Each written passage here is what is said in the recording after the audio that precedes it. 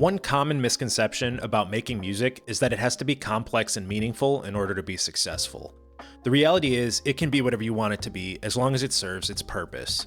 Techno music doesn't need to make someone want to call their ex, it needs to make someone dance like they just fell face first into a pile of Bolivian booger sugar. So remember these two important words: simple and effective. I broke down Eli Brown's track Be the One and made my own version to show you just how true this is.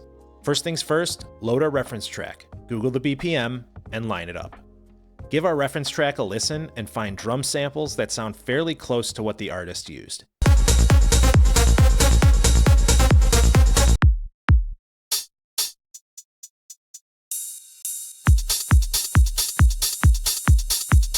Copy the drum patterns section by section all the way through the song.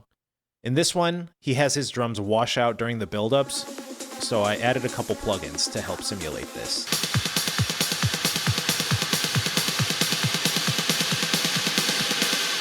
By the way, the only non-native plugin I'm using in this project is Serum, so I'm going to go ahead and make this project available for free on my website for you to play with.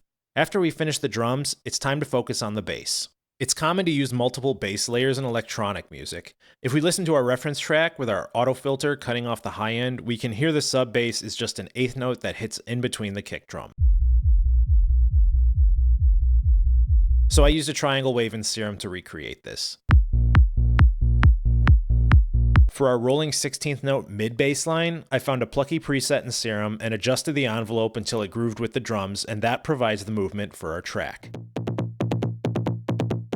Just to help that bass cut through the noise of our mix a little bit more, I went ahead and copied it to another track and found a more piercing saw wave that sits higher in the frequency spectrum and layered it on top of the mids bass.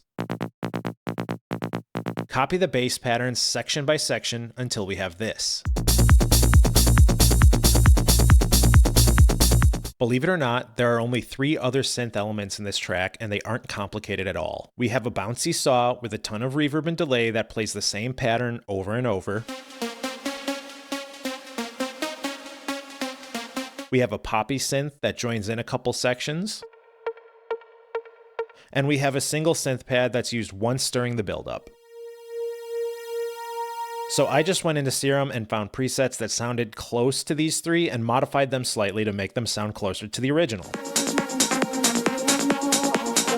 Once we've mapped these to match the track, we can automate anything that needs to be automated, like the filter on our main synth that occasionally pushes it underneath the vocals in Eli's track.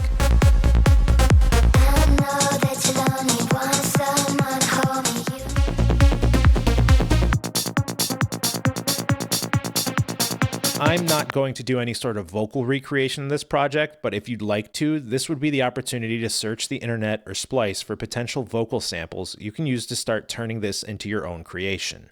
Last, hit it with a few effects like white noise, risers, impacts, or downlifters. This track has 2 main effects as far as I can tell, and it's a white noise riser and an impact. I searched my Splice library for similar effects and just dragged them into the project. When it comes to figuring out your levels, EQ, compression, and so on, you'll need to listen to your reference track carefully and adjust your sounds so they are balanced together as closely as the reference. If you want to dive further into how I made the rough mix for this, you can visit my website to download the project file and pick it apart at your own pace. And if you like the idea of me sharing these project files with you, make sure to like and subscribe so I can make more. So here's the finished product. Once you have this, you can use it as a template to create your own song by changing the synth melody, vocal sample, bass line, and so on. Enjoy.